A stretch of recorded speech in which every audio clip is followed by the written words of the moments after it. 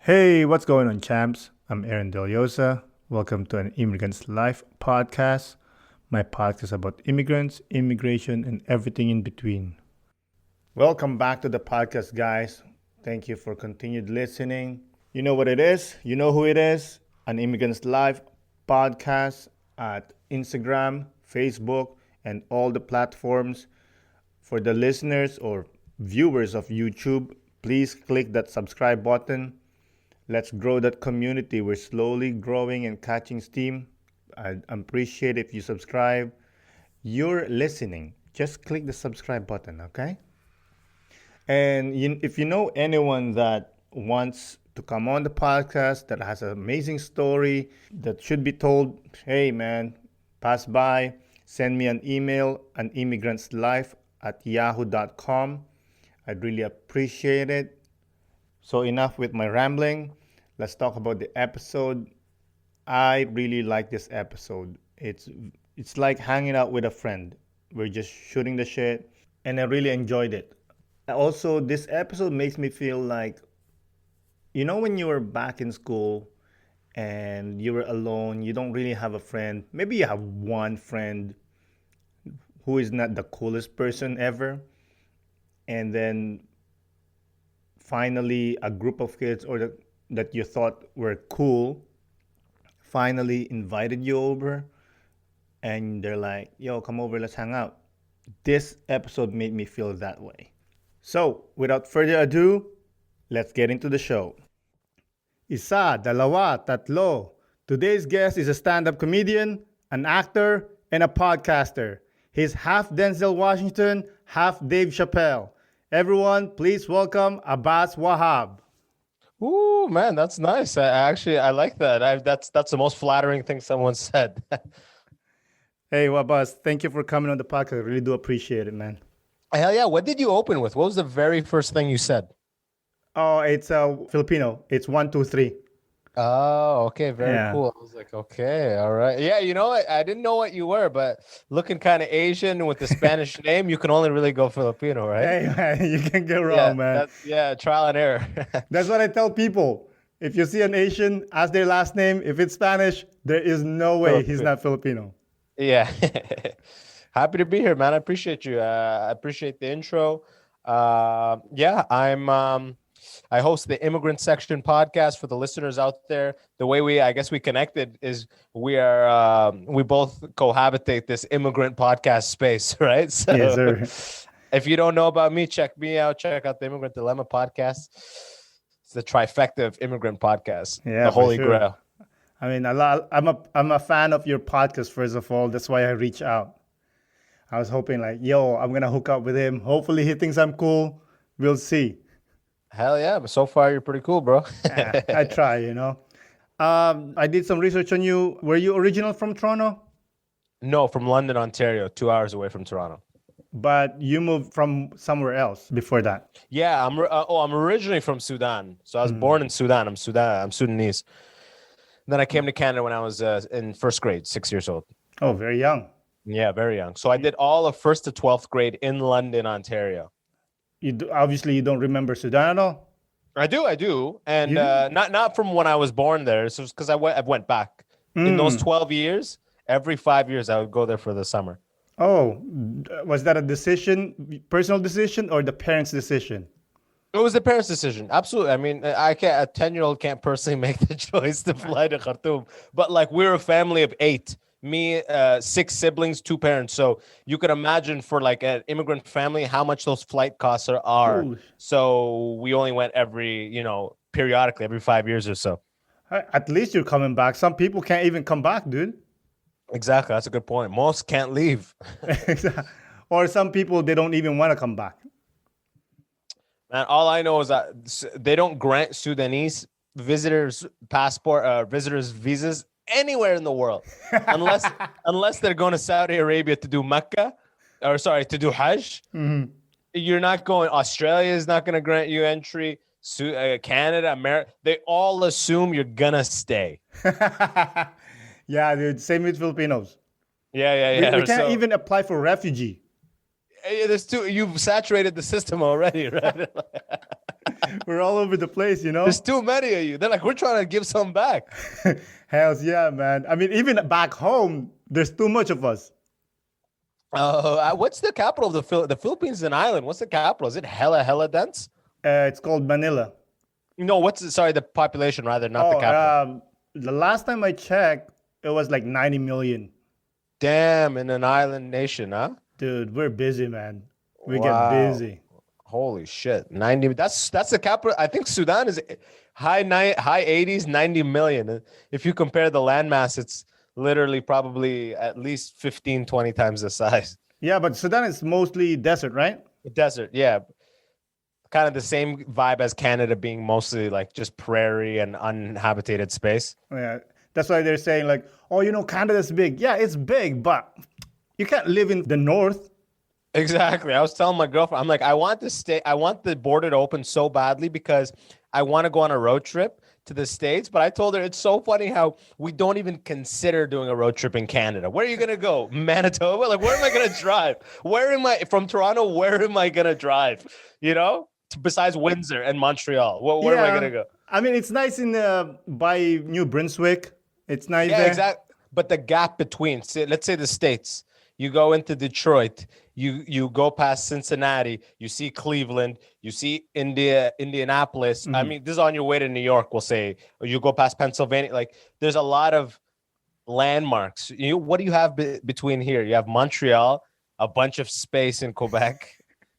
I know, dude. There's some people, a friend of mine that lives like in somewhere in the edge of Manitoba and Ontario. I'm like, dude, what are you guys doing there? There's nothing to do. Yeah. Oh man, it's all family vibes and small town. And I've never even been to Manitoba or Saskatchewan.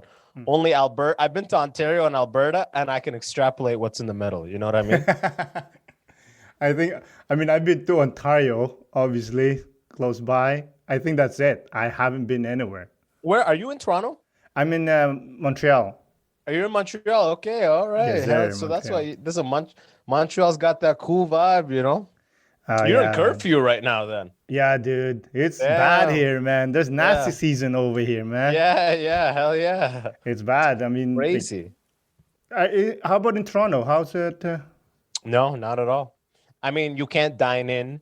You can't. There's no seating in anywhere. It's all takeout or pick up. But it's definitely not like after some certain hour you can't be out or you can't this. Just don't be together. Wear a mask. You can't eat anywhere. That's the extent of Toronto for the most part. Yeah, it's crazy here. When the premier said like, oh, by the way, we're gonna drop some lockdown. I'm like, okay, that's cool. And then they did the curfew. I'm like, what the fuck is this, Philippines? Yeah. I can't even imagine a curfew, man. I can't even imagine it. I've never, even in Sudan, seen a curfew.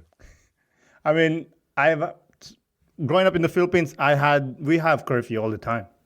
Oh, is it? It's normal in Philippines? Yeah, dude. Well, yeah. what's the the details on it? What time and everything? I believe it's 10 o'clock. Nobody's outside past 10 unless they're working. Well, there's people goes outside. No one gives a shit, really. If the police, let's say a town has like, I don't know, maybe 1 million people. There'll be like 10 cops. Gotcha. Okay. Yeah. Okay. So they bribe easily. Like, it's a lot of bribery there, huh? Yeah, exactly. Or the guy, the police. It'll be like your uncle or a friend of your uncle. Gotcha. Okay. So teens are always out past 10. Oh, dude, yeah. We're out all the time. I remember growing up, we hang out in the streets because most of my cousins are gangbangers. Oh, fuck. Okay. So I hang out with them, but I don't do anything stupid, right? So when the police comes, we can see them from the street coming down. Yeah, right? yeah. So the gangbangers runs. I don't run because the police respect my grandma. Oh, so they literally know you. They know me. Oh, so they know hoodlums versus like a town kid. Exactly. So, gotcha. But the thing is, those gangbangers are my cousins. So they know them, but they know that they became bad apples, though, right? Yeah. They're like, you fucking. What's a typical what's a typical Filipino guy's name? I don't know, like Manny. Nah, Manny's not normal. It's Edwin will be normal. Edwin, okay. It'd be like, hey, yo, Edwin. Like, so Edwin turned at some point. At Yeah. 14, he started running with the wrong crowd. Oh, well, growing up, we grew up with drugs and everything, dude. It's bad. How about in Legit, Sudan? huh? Are there drugs in Sudan? There's drugs everywhere in the whole world. Oh, for but in Sudan is Sharia a lot, like Saudi Arabia. Oh. So like you'll be arrested for alcohol. You'll be arrested if you have a beer on you. Like alcohol is forbidden. It is illegal.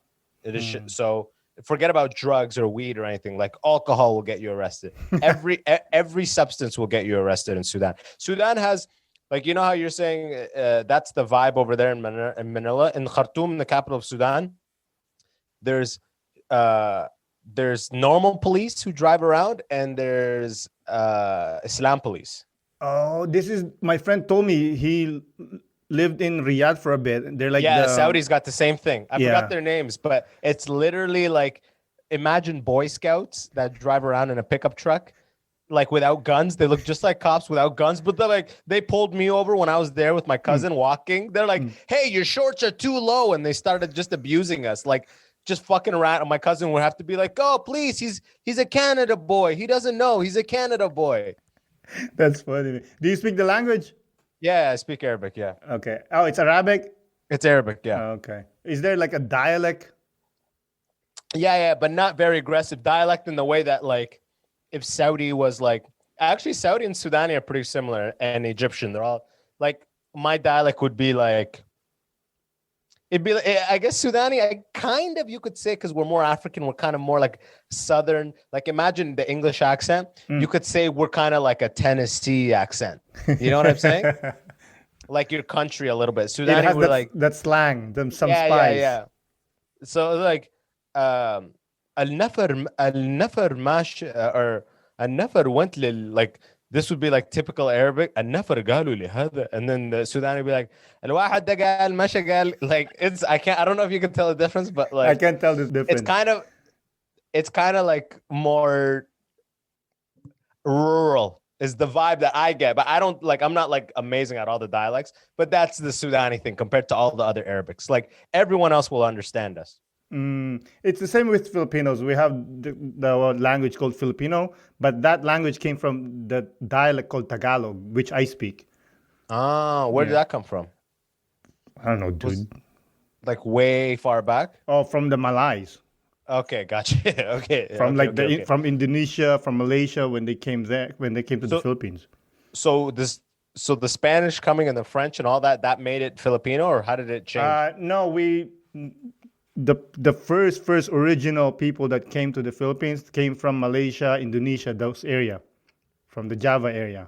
Okay. And then the amazing Spanish came and says like, fuck this shit, boys. This is what's gonna happen now.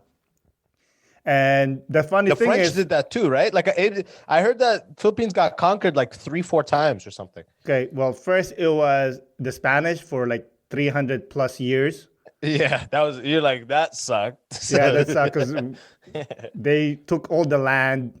We were slaves.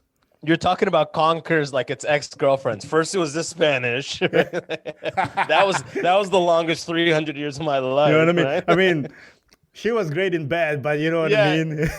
Terrible policy. Terrible policy. You have to do dishes all the time and shit. Yeah. So them, and then the American came, bought us from the Spanish. And then World War II came, it was the Japanese for like 2 or 3 years or whatever, or 4 years actually. They had you for a transitionary period. Exactly. Because the thing was, so the American was taking care of the Philippines, and then this World War II came, right? Yeah. And then the Japanese came, attacked Philippines, and then assume control. Exactly. And then the Americans, they're like, fuck this, we're not gonna deal with this. Let's go to Europe and help them out, because they're actually they had no men to spare to fuck around in Philippines. Exactly. I was like, fuck these brown people. Let's go to the white people over there, help them out, and then we'll come back. Like General MacArthur, the general of the U.S. Army, he actually said, I will be back. Well, that's where Arnold Schwarzenegger got it from. Yeah, Huh? pretty much. I'll be back. Yeah, he came back. Yeah, and he kicked the old Japanese's ass. Cool, Oh, but damn! He. That was the first. Generals don't fuck. Generals aren't like politicians. They're honest with their word. Huh? He came yeah, back. he was So he actually came back. yeah. There's a well, I read a little bit about him. He actually wanted to come back. He actually didn't want to leave because he knows what's gonna happen if he leaves. We're done, you know. Gotcha. But then he comes back. But really, the states help him because they need the Philippines. Yeah, because the States just wants the little like remote alliances throughout the world, so it strengthens them. Yeah, and also Philippines is like the perfect position if That's you're the in same with Asia. Israel. Yeah, same with Israel too. Same idea in the Middle East. It's a strategic location they need an alliance with. Exactly. But now the president's like, the Americans, get out of here. Now So he's okay. So, but you guys got independence, I'm assuming, a while back. yeah, well, originally it was from the Spanish. It was like 1898. Yeah, but from the Americans came back, took it from the Japanese, and then when did that fizzle out? After the war, it was like 19 whatever. So after the war, you guys were just you. Yeah, well, yeah, but the Americans are just on top of us, watching us, making sure we're not doing anything stupid. Till this day. To this day. So Well, like not what do you not mean in a recently. day to day from someone living in Manila who's like a teacher or an engineer living day to day life? Do they see any sort of American intervention? They see America or are involved with America in any way? Not, you know what? Not much anymore because of the president. He's anti-American. Isn't he crazy? Isn't this president like insane? He's like when COVID came around, he was sending like people to just kill if you were out. No, that's when he started. Because drugs is rampant in the Philippines. Oh yeah, Rampant. and he's super against them, right? Yeah, okay, sure, against. So he's like, yo, if you know your neighbor do drugs and you have a gun, shoot him. Oh, really? And did people kill anybody? Not really, because Filipinos, we're very close. We're very Okay. close knit. It's more of like gangs versus gangs kind of deal. Gotcha. But Okay. as a president, you don't say shit like that. Yeah. You're right. That sounds like some Trump shit, literally. You know what I mean? That's why when they're saying like, "Oh, Trump's terrible," I'm like, "Oh yeah, check out Duterte right now."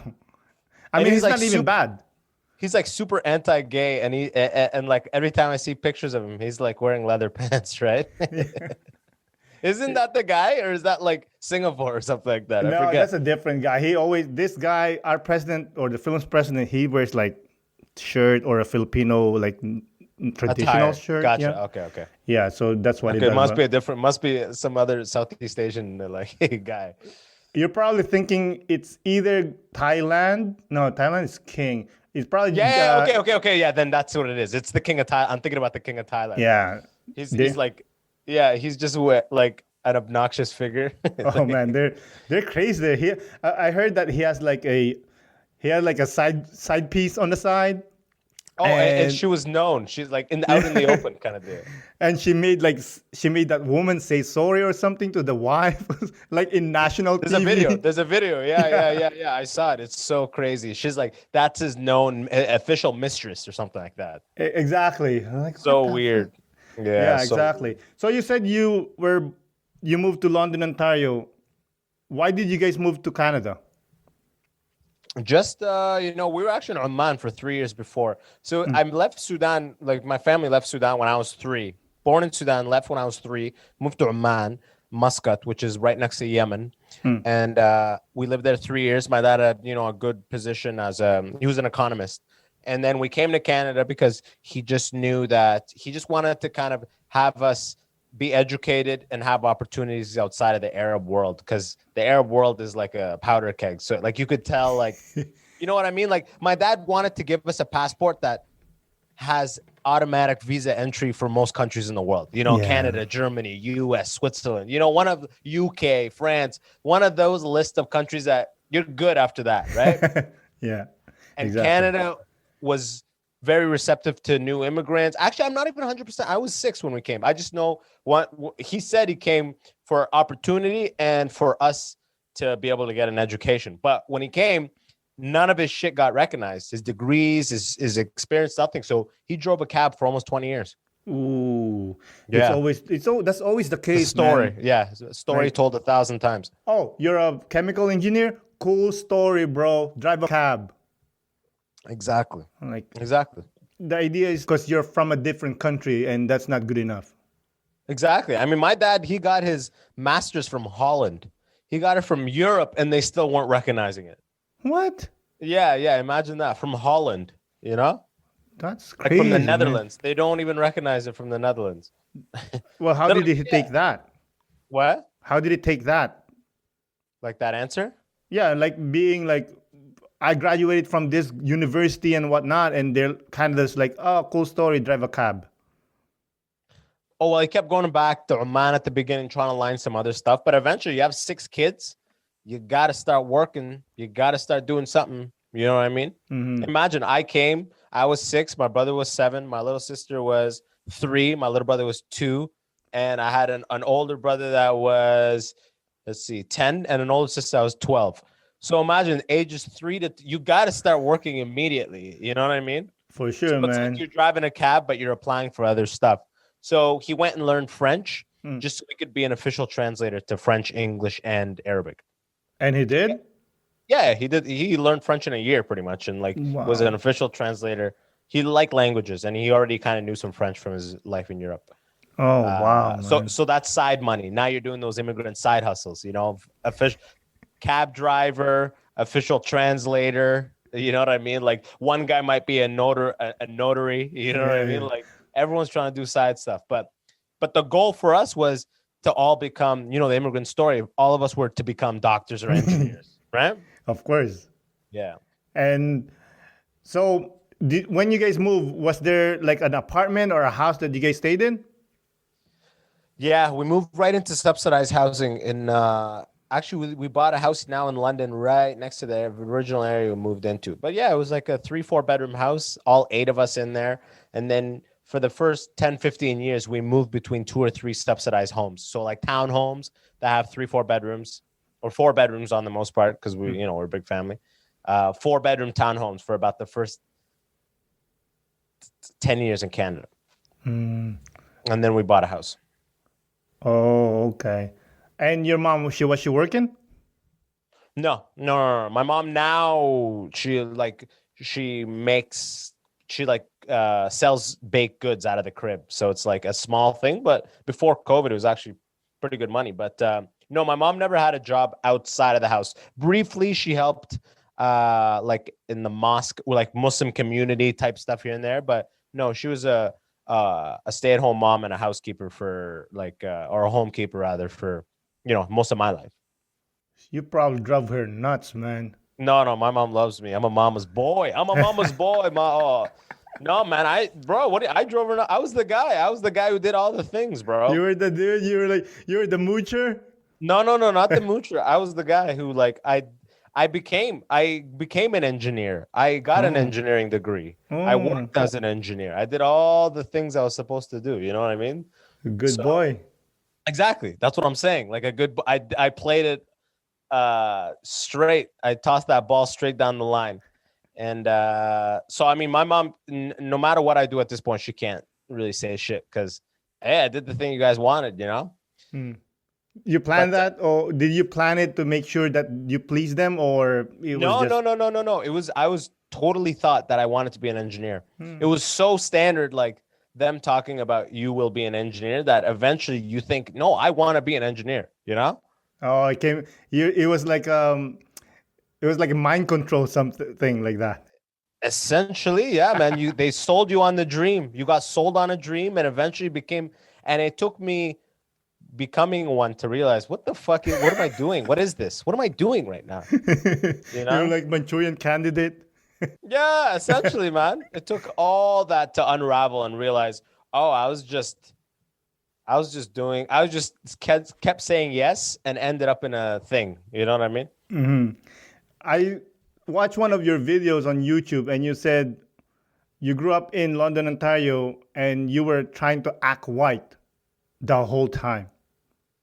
Yeah, I mean, but when I say act white, I mean I was really not trying to be Sudani. I would not be caught dead speaking Arabic.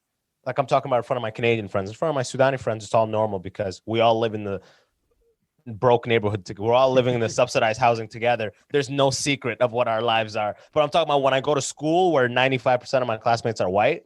I'm not speaking Arabic. I'm not talking about Quran class this weekend where I got hit to memorize Quran. You know what I mean? I'm talking about basketball. I'm trying to be funny. I'm like Halloween. You know what I mean? Like I'm not talking about anything Sudan, Arabic, Islam, nothing. You know what I mean? Because of is that shame or you just want to fit in? I just want to fit in. I just want to fit in. I don't want to be different. And then when did that break? When did you realize, like, what am I doing? Because eventually you realize, and it's not like an active thing. It's not like I actively went that way, because now the majority of my friends are a lot of those people I hung out with back in the days was still my good friends. You know what I mean? I've just kind of shifted a little bit with just how I am as a person. I don't know. I almost thought that I would shape or form an identity somehow at some point, but you realize you are who you are the whole time, and you just eventually you get to a point where it's not cool to. It was cool to just be part of the norm. At one point, it flips where it's cool to just be you. Just do you. Figure out what you like and just do you. You know what I mean? Yeah, exactly. I mean, because what you were trying to do is like please them, but Please everybody. Exactly, but inside you're like, that's not me. Yeah. Exactly. You know? And just that goes on for years. And at 25 is when I did my first open mic. And you know what I mean? So like it was years in school. I hated engineering school, but I hated it. I never went to class, but I just thought, oh, you're not supposed to like school. It's school. Of course, you're not boring. Yeah, exactly. You're not going to like your degree. That was my thinking. I just got to get it. It's going to be hard. Just let me get the degree. And then when I get that job, then I'll have freedom and money, and then everything will be good. And then you get the job and you get the freedom and you get the money and you spend it. And for a year, it's all great. And then after a year, it all goes back to that empty feeling you had in school. 2 years of that happened. And then I started stand up. And then I would do like the office at night, the office during the day, and stand up at night for like a year. Ooh. Did you always want to be a stand-up? No, I've always loved stand-up. I never wanted to be a stand-up. I never thought about being a stand-up. I never thought it was possible to be a stand-up. I never even thought about doing any art. My mind wasn't wired to think like that. I did not think I could do anything in my life besides be a doctor or an engineer. If I really fuck up, I could be like a business person or a lawyer or something. So much pressure, man. Yeah, so much pressure. And then, bro, I was an engineer in Detroit, and I had the car I always wanted, and I had a place, and I was just so like, I had like a crisis. Like I was depressed a little. I didn't know what was going on. And I started reading career books. Like, what the fuck is happening? And then I just realized just through reading that I was like, oh, I'm not like, I got to be honest with myself. Like I just ended up here because I was sold this idea, and then I just ran in sixth grade. When I was like 3rd grade, if you ask me, what are you going to be when you grow up? I'm going to be like an engineer. 9 years old, bro. Oh, I'm going to be an engineer. Manchurian candidate, man. You're programmed. You can't say anything else. Like for you, your brain is like, that's all you know. Exactly. Yeah. And like, I couldn't even tell you what the fucking engineer does on a day to day. I could be like, they invent, bro. If someone asked you, if a smart person be like, what does an engineer do? I'd be like, they invent, man. They create, whatever. What do you mean? What did they do? Get out of here. You see what what does a doctor do? Yeah. You know? That's funny, man. But what kind of engineer did you finish? Nanotechnology engineering. Holy shit, man. Yeah. That must be hard. It sounds impressive. That's why I went into it. So can you build like robots? No, not at all. I couldn't. I mean, people I graduated with are doing crazy shit, but not me by any means. No. The same with me. I finished a computer technician. Yeah. Bro, I don't know anything. Oh man, like it's what I learned and what I did in like the first job I got. in 3 years, as soon as I graduated, I pretty much moved to the States. I was in Detroit automotive industry for 2 years, and then I went to Silicon Valley for a year in 2017. So I was really in this engineering life. And like in those 3 years, I don't think I used 5% of the curriculum of what I learned. Less than 5. I don't know. Maybe I did multiplication was the most. You're never doing math like they teach you. You're never doing science or physics or anything like they teach you. Forget about algebra. Yeah, they're not. You're never doing any of those things. Those things are. It's almost more of like a boot camp, a mental boot camp. If you can pass this and get this degree, you're showing your employers that you can do hard stuff and learn anything. That's more of the vibe. So what did you do as an engineer in those companies? I went straight to a program manager. I jumped many steps. I luckily jumped many steps just because I could talk, I had some charm, and at this point I didn't know I was always the funny guy and all that shit. So I was just using that, but still gung ho about engineering because I thought that's my degree. I did 5 years of that bullshit. Now I'm gonna get some money. That was my mindset, right? So I got a job as a program manager, which is you pretty much. I don't know if you've worked with program managers, but it's a project manager. You manage projects. You let's say, I moved to the States, and do you know the Ram 1500 Dodge Ram? Yeah. It comes in an eco diesel V6 version, and it has a little tank in it called a urea tank. Any big diesel truck, for the most part, has not just a fuel tank. It has a little tank called a urea tank, because diesels burn so dirty. You need to spray this ammonia fluid into the diesel stream because a chemical reactions happens, and what comes out is like nitrogen and oxygen that's actually benign for the environment. So, but it was very harmful nitrates before. So you have to carry this liquid around in this little tank, and I was a program manager for this tank on the Ram 1500. So it was a part that's already in production. I would just have to call if the plant at Detroit was having trouble assembling them in, they would call me. If our plant had a trouble, actually building them, they would call me to tell Chrysler. So you're just the middleman. You're a liaison via email and phone calls. That's what program manager does. Wow. So pretty much like the boss says, oh, we need to do this. We're like, hey guys, that's what we need to do.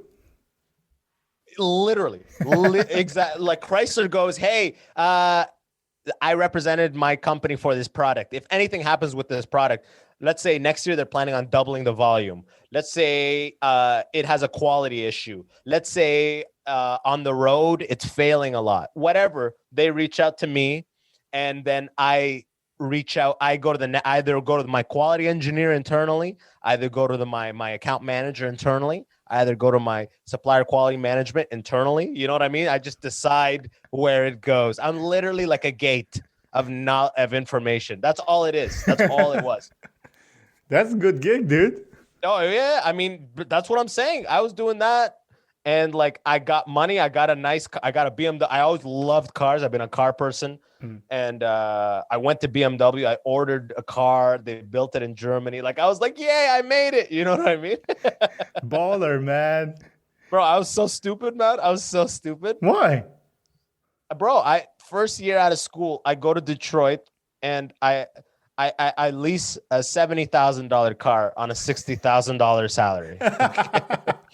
Bro, 1 month into this job, I'm not even finished the 3-month temporary 90-day probationary period. I signed a 3-year lease. They're building it in Germany. It was ghetto dreams. Like, when a rapper gets money, they right away splurge. That's how it was for me. So it was always what I wanted. But the happiness that gave me wore off quick, and then the reality of just doing this career that you have no business doing started to settle in a year into that. Yeah, for sure, because you were cheating yourself. Yeah, essentially. Who was growing up, who was stricter, your mom or your dad? My mom. Is she the Michael Jordan of beating your ass? No, see, I was always since like 5th, 6th grade, I was always like top of the class in everything. I was like the star student. You know what I mean? I was like the middle kid that like be like Abbas, and I'm in my room all the time. Like, you guys aren't like me. You know what I mean? Like, bro, it fucked me up mentally. Okay. You were busy kissing ass. Yeah. Literally, till this day, it's 5 ego issues because of it. And now I'm at the bottom, so it's like a lot of reconciling these ego issues. Ooh, man, that's a lot of work, dude. Yeah. Oh man, but it's very humbling to leave 6 figures to 0 income. It's the best because like now my life has totally shifted now, and COVID has been a beautiful renaissance for me too. That I'm almost thankful for. Because I've just been on CERB and CRB for like a year, working on content 9 hours a day, just like getting like the government is funding my art. Like this isn't a scenario that could have happened if it weren't for COVID. Yeah, some people took it hard, and some people they just flourish on COVID. Yeah, I know. Yeah, and I have, and it's a perfect way to put it. Is some people got jacked, and some people became circles. You know what I mean? Like, yeah, exactly. You know what I mean? You've seen people who've either inflated or just become prison jacked. Yeah, like Mike Tyson. Literally. So like came up from that. That's the body's embodiment of what happened mentally too, or career-wise. A lot of people either just were like, they just fucking collapsed into just being like, I don't want to do anything. Or they were just like, this is my opportunity. I was going down a dead-end path and I didn't know how to stop it. And everything stopped because of COVID. This is my opportunity to change gears.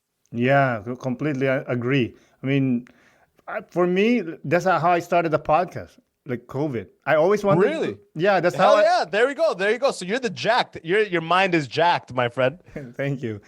Well, I always wanted to start a podcast. Like it's been in my mind like for 6 years. Really? And then COVID happened, and I was like, oh, it's time to go. What stopped you before? You just didn't have the time? Just life. And then I didn't have any like a topic that I would like to talk about. Like I could talk about sports, I could talk about comedy, I could talk about anything, but who's gonna listen? Gotcha. You know? Okay. So I was like, okay. Yeah, you need a thing. When I went through the same thing when I got into this. It's like you and I we're not names. So you need a topic to cling. You need a thing, a base where it's like, oh, that is why I'm listening to this, because this is its own section of this huge podcasting space. This is a defined area of what I'm listening to. Because no one knows, like, no one in Sweden is going to be like, oh, Abbas Wahab. They don't know who I am. They don't know who we are. So they got to be like immigrant this. Yeah, exactly. I mean, but you got to figure out what it was. For a while, I was like, cars, what like. Yeah. How do you conceive your idea of your podcast? You know what? Because as I was doing more and more comedy, my stand-up, I realized my stand-up was slowly becoming about my immigrant stories of my life. And the very thing I've always run away from, I told you how it kind of at some point I was like, oh, when I got into stand-up, I realized, oh, I've been running away from all this. A lot of my friends don't know any of these things. And here I am telling them on stage every night. So it's like, I literally, I'm like, what's the perfect title? In my high school, in the first floor, there was a corner that all the immigrants would hang out. All the immigrants would, and even the white people, everyone, even white people called it the immigrant section. Okay. So you would just walk by and be like, yo, what are you, yo, guy, like one guy speaking this, one guy just came to the country and they're like, just go there and find your bearings. You know what I mean? So I was like, oh, that's the perfect name. And that's the perfect vibe I want to instill. Just like come there, laugh, maybe learn some shit, but at least laugh. I love the story. I had that in high school too, like the corner of like where you hang out. I love that story. That's excellent. Every high school had one, I think. I think Montreal probably, I feel like there's so many worldly people who end up in Montreal. It's not like London, Ontario. So your high school probably had how old were you when you came? 20. Okay, all right. So you were past all that. Oh yeah, I'm past. I was like a man. Yeah. Yeah, so it was like a shock for me to like, I was a man and then came here, I become a child again. Was you have any level of English at all? Yeah, I've always been good in English. Did you come in as a single man or you came in with a family? Single man. How did you get in? Well, sorry. My mom came here and then supported us as a whole family. Then we came. Oh, gotcha. Okay, yeah. That's a normal Filipino story. Yeah. Okay. Well, the bringing the kids bringing the parents or the kids is this, like, from an administrative point of view in an immigration, that is the strongest case. I'm bringing my child or my mom or my dad. Yeah. Bringing your brother is like, and your sister, that starts getting tough. And then bringing your cousin is impossible. Like, what the? No, that's not gonna happen. Yeah, right. Like, But I you think trying a to few bring years Edwin? ago- Edwin, the gangbanger is not getting in, buddy. He's selling crack over there, bro. yeah. They're Man. gonna take him straight to Scarborough. Exactly, man. I remember to come here, dude. We had to do a lot of papers, and then we had to do physical. Yeah, and probably an interview, right? We didn't do interview actually. Oh, okay, hell yeah! No. But they wanted to make sure you guys didn't have tuberculosis or some next level Filipino shit. You know what I mean? Exactly, you know, eating dogs and shit. Yeah, exactly. They just showed you a dog and a cat hungry, like weird racist tests. You're like, what the fuck is this official? Exactly, man. It was bad. But yeah, we moved here in Montreal when I was 20. I was like, man, this is good life right here, man. Yeah, bro. Every time I come Canada, I love Canada. I feel more when I'm in Sudan. I realize I'm a Canadian. You know what I mean? I when I'm in Canada, I love to lean into being a Sudani. But when I'm in Sudan, I realize like, yo, I'm this new breed. I'm in Sudan looking for Tim Hortons. You know what I mean? Like, fuck, I'm just, you know what I mean? I'm trying to get a fucking number 11 grilled fucking Chipotle wrap right now with a 2 milk, 1 sugar on the side. Hell you know? yeah, man. I completely understand that when I went back home and just chilling, you know, and they were doing shit. I'm like, how do people live here? Like, how do they live? And then I realized, like, I didn't grow up here. Yeah. That's the craziest part. That's the craziest part. And what's the craziest part is how little our lives are different. That's the part that shot. Like when I really get into the nitty gritty of like being like, I'll go to, like when I was growing up, we would go to Sudan for 3-4 months. I'd be in the villages, not the capital. And like a couple weeks into it, where I'm just like, I'm just waking up now and just doing the village life. It's the same little convos, the same little like gossips, the same, everything is almost literally the same. Like humans, whatever our environment is, we adapt to it and just become the same. We gossip, we talk shit. Some people fight. It's like, it's the exact same life, regardless of if you're scooping water out of a vase every day or you got it out of a tap. It's the same shit, dude. That's the craziest part to me. Exactly. So in Sudan, is there running water? Oh yeah, 100%. Like where are you from?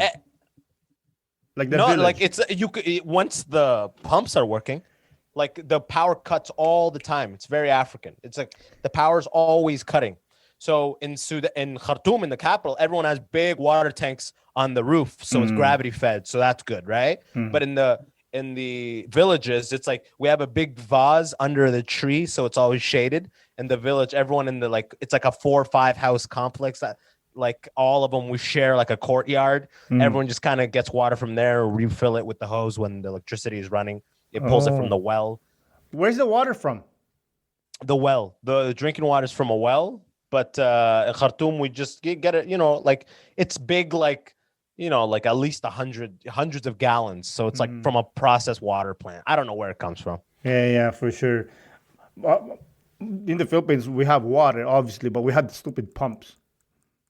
Yeah. I mean, I'd rather have the pump, to be honest with you. I mean, I told you half the time the power's cut in the village. You can't even run the water. Like, you can only have drinking water. You got to like, and like it's all in the village. It's all you take bucket, you get bucket, you heat it up, and then you go take a shower with that, little at a time. Put it on your head. Yeah, like you do it. You rub the clothes together. Oh, a bar of soap. And then you go in the capital. And there's like washing machines. Everyone in the world doesn't use dryers. You'll find washing machine, but besides Canada, man, I can't find anyone in Switzerland, even like Switzerland, Africa, Middle East. Everyone hang dries. It's only like only the dryer is in Canada and North America. Everyone uses a dryer. Oh yeah, I didn't know that. Right? In the Philippines, the people usually hang dry, right? Hell yeah, dude. Yeah. No one has the money to buy a dryer, first of all. But I'm saying even people who have the money to have a dryer, it's like almost like it's like A dryer? Like Yeah. I'd be in nice places in Switzerland where I was like there's no, I don't ever see a dryer. It's always just a washer. Yeah, I love when Damn. people here says, "I did the laundry." Like, did you really, or the machine did it for you? Actually, I worked in China for a little bit back in 2017, bro, and right outside Shanghai. And I remember Shanghai, man, you would see a brand new skyscraper. You know what I mean? Like Toronto skyscraper, brand new. And like you see like, every 3 floors, like for 100 floors, there's just a line of clothes hanging from the balcony, like a brand new skyscraper. They don't care, dude. Everyone is hang drying their shit, dude. That's the thing about like people saying like Chinese people are rude. They're not rude. They're just They don't give a driven. fuck. Exactly, Yeah, they're driven. Chinese They people- got. Oh, I'm not gonna worry about you. I got like 50 million people I have to worry about. It's a different mindset there. There, it's like we have a word in Arabic called aib. Like it's like, oh, shame. It's like here, it's like if I'm talking to you, I can't just, if I have a booger in my nose that's really bothering me, I can't just pull it out and toss it. You can in China. You know what I mean? If I need to spit and I'm talking to you, it's weird to just be like, Yeah, you can in Oh, right China. in Yeah, front. exactly. Yeah, exactly. You can in China. People just spit. You know what I mean? Like it's Yeah. like, and it's the vibe of it is not like, oh, here, which is such a here vibe. Yeah, They're yeah. just like, yeah, my nose was itchy. What do you would think I'm gonna wait till I'm done speaking to you, get this booger out of my nose? Yeah, they don't care, dude. They gotta do what they gotta do. That's why they're gonna run the world soon. There's billions of people, bro. You can't fucking be worried about this or that, man. China, you just go, dude. Yeah, man. Have you seen that video of like this little kid dribbling basketball? Like They're a like- specific video. I've seen like little like 5-year-old basketball prodigy. No, like I've they're seen those like- videos. It's like a school of them, like let's say 50 of them, like in a circle and dribbling the ball, and then they change like in like Oh, whatever. that's hilarious. That's that 20. That's literally mass. That's I have a poster here. Do you know the 26 chambers of what am I saying? The 36 chambers of Shaolin? Yeah. It's literally like that. Like they're going through the dribbling chamber and then they're literally creating perfect fucking athletes. I know, dude. And here we're like, oh, you joined the team. Oh, you get this. But to me, to be honest, it sounds like an anime in the making, you know? Because you have the Chinese team that's been breeding players since they were born, right? They're all regimented, perfect like robots. But out of a diamond in the rough grows, a weed grows through the concrete in like somewhere in like Detroit. This kid had no formal training, but somehow he reached the same like God level. It's like a Rocky story, man. I love it. Exactly, man. I mean, China is good in basketball, but they won't be as good as the States. It just, you know. It might just be a genetics thing too, dude. Hell You yeah, know? you guys like black States has people a are gene pool. like physically are stronger. You know. Well, African Americans, there's a gene pool in America that is present from, like, undeniably from all of the breeding of slavery that happened hundreds of years ago. Hell yeah. And now that you know, I'm not a white guy, so I get to say that. You see, there's a white dude that just got fired. That was like. Because of their fast twitch muscles. They're like I heard all this. the other white people just you see them leaving the frame. Yeah, Like, exactly. I'm just gonna keep my pension and move to the left. You know, Exactly, you know. But you know, it's funny you said fast twitch muscle. They actually has proven that there is a fast twitch muscle. Yeah, bro. I'm not making this stuff up. Like, I mean, I look, like, were you in sports? I was not good, but I saw sports. I saw who dominated. I saw who was killing. I saw like my buddy used to be the judo champion of Canada. He when he was like 18, like my university buddy. And he was like, bro, man, I went to a meet. I went to just a state meet in like fucking Michigan or like Indiana. And they were getting wrecked. Like the black dudes that were in his age, black dudes were murdered. He was the Canadian champion. And he's now at the state like level, not the national US level. And it's like, now you're in the big leagues type deal. And he's like, bro, it's like, well, there's no comparison type deal. Yeah, that happens a lot. I have a friend here too. He's pretty good in basketball. He's actually a shooter. And then he told me like when I was younger, I was sent to the States to try out for a team. Dude, we did like a free throw shooting competition. No one missed, dude. And he's like, I'm pretty good, but when I saw these motherfuckers, I'm done. Yeah, actually, I love that, dude. Dude, I love those moments where you realize, dude, that's what happened in engineering too. Is I met some motherfuckers that were supposed to be engineers that really should be and want to be engineers, and you realize, oh, like it's like your buddy said, and my buddy said that too. Like he realized that I forget he used to be good at ball, but then he went to these camps where it'd be these young black dudes that already have 2 kids and they're like balling for a family future. Like it's a different level than you're like, I want to make it. They're like, I gotta make it, you know? Yeah. I'm hungry, bro, and my kids are hungry. Yeah, exactly. Like this isn't a game for me. I'm not just here and no one's hugging me when I get back. Like I'm trying to like secure the future for my fucking a generation here. Exactly. I remember before I moved into Canada, I said, you know what, I was excited to meet black people. Yeah, okay. Because I was like, oh, they're so cool and everything, you know, and I want to play with them basketball. Because, you know, they're pretty good. It's like, I want to play, you know. So I got it in this league, and I was playing with these black guys. Some of them like my height. Dude, they were doing 360 on me. I'm like, bro, I don't know basketball, man. I thought I was pretty good. That's so funny, man. They were dunking on me. I'm like, holy fuck, man. You weren't even mad. Yeah, you weren't even mad. No, I'm like, I'm going to stay away. Damn, dude. this is everything I wanted and more. Yeah, exactly. It was like, it just like knocks you down, you know? Imagine there was a black dude that went to the court like, I hope I play with a Filipino today. But actually, most of the black guys likes Filipinos because we're shooters 100%. and we're quick, you know? No. Oh, black and Filipino go like this. I'm telling you, because Filipinos are so talented with singing, dancing. Like there's like, and I had a Filipino comedian, Big Norm, on. I had him on, and he's dope as shit. And I was asking him like, why are Filipino people so talented? And he's like, man, I think it's because like we got conquered so many times that we just learned to just make the best of it, and we learned to entertain ourselves regardless of the conquerors. So he's like, every Filipino gathering, someone will be like, you know, his name was Norm. So like, Norman, Norman, you play piano for everyone, or sing for everyone, or dance for everyone. I hated that. Yeah, exactly. See, so that's a thing that's only Filipinos, or maybe other people have it. I don't know, but that's something I never knew, that you guys would be forced to entertain each other. That's how you all just through evolution of growing up in that culture, you come up all being able to sing, all being able to at least move a little. Yeah, exactly. I remember when I was 13, bro, I was like pushed on a stage to sing a whole album of this band, Filipino band. I sang it because I'm gonna get beat if I don't do it.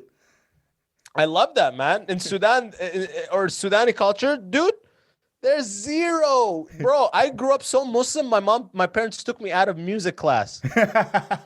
I swear to God, they're like, bro, I did a bit on this on stage. Then you know, they're like, if he learns the recorder, this God story is not gonna add up to him. You know what I mean? We gotta get him out of this class quick. These instruments will open his mind. You know what I mean? Like, man, you would have been Nas or Marvin Gaye, you know? Bro, I knew it all. That's why I'm obsessed with music, because it was something like, oh, don't be listening to music. Put Quran on. Imagine like you were growing up and your mom was always telling you, play like Bible recitation. Yeah, exactly. Like that was my whole life. Like you come in the house, the Quran is blasting in the stereo. Like it's constant, like a mosque. I'm telling you, man, you're a Manchurian candidate. Yeah. That's funny, man. But I got to rewatch that movie. You've made so many fucking references to it. You know, I'm like, I hope he doesn't ask a follow-up question. You know, like, I've seen it, but fuck, not that recently. Yeah, well, you forget, dude.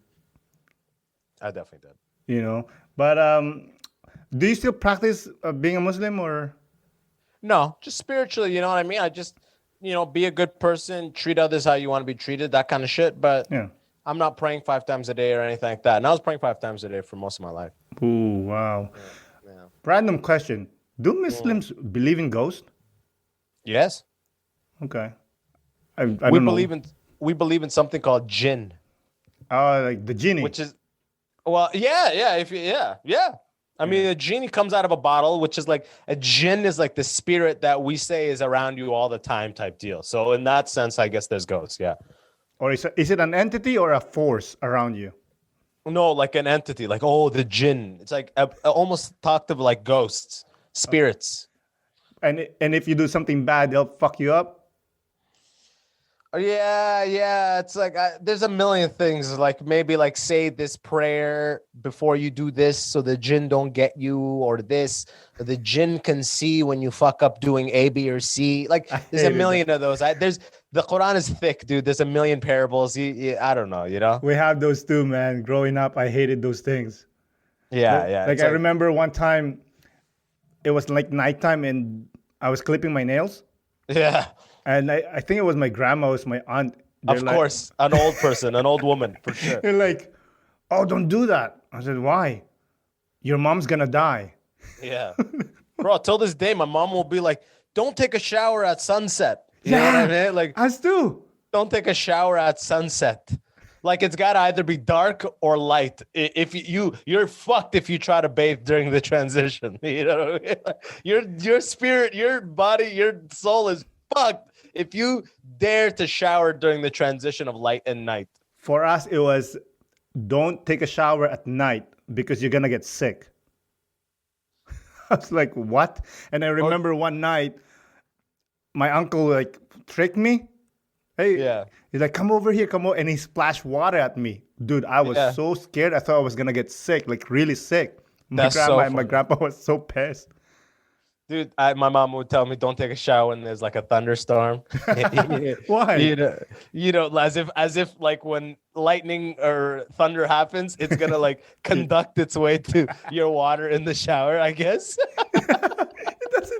It doesn't make sense. That's my favorite part about it, though. Like, it doesn't make sense. I love it. Oh, till this day, this is the one you'll love the most. Till this day, my mom will be like, keep the bathroom door closed.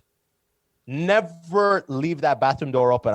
And my mom would be like, what do you mean? I'm like, why? She's like, what do you mean? Demons are in that bathroom. You keep it closed. She's mad. She's not playing. You keep that bathroom door closed. Abbas shawatin. Close it. That's the Arabic word for, the Arabic word for demons is shawatin. The bathroom has demons in it, bro. That's why you don't eat in the bathroom. That's why you don't talk in the bathroom. I'm telling you, bro, the list goes on and on, man. I can go on this stuff forever, man. I still, man, with those crazy, like, don't take a nap under a tree. You're going to be paraplegic. Yeah, it's like, what the fuck? yeah, those don't even make sense, right? Exactly. Anyways, I think we're there. My man, before we go, do you have any last remarks for the listeners? Oh, man, that's it. They've been a blast, man. This was actually super, super fun. You got to come do mind shit soon. Of course. But yeah, just check out the Immigrant Section podcast. Check out my YouTube channel, Abbas Wahab. Hopefully, you'll be able to put a link on it. I just dropped a new series I like to put called "Why Did They Make This Car?" You know, I've always loved cars, and I think some of them just why did they make the Nissan Juke? Why did they make the Pontiac Aztek? Why did they make the Plymouth Prowler? So I just dropped the Plymouth Prowler episode today, and I dropped the Aztek episode last week. So if you like cars, check that out. And if you like immigrants, check out the podcast. Besides that, just fucking don't get COVID, you know? For sure. Again, Abbas, thank you for doing the podcast. I really do appreciate it, man. And this was a blast, legit. This was legitimately a blast. This was awesome, man. Sorry I didn't respond sooner, man. I fucked up. It's all good. It's all good, bro. All right. Have a good evening. You too, homie. Bye. Peace. Again, Abbas, thank you for coming on the podcast. I really do appreciate it. Thank you, listeners, for continued listening. This is Aaron Deliosa for An Immigrant's Life. See you guys later.